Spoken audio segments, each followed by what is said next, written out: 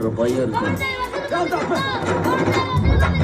book மேல குத்தி வச்ச தோடு ரெண்டோ மம்பட்டி காது ரெண்ட தொத்திக்கிட்டு ஆடுதுரா தங்கச்சி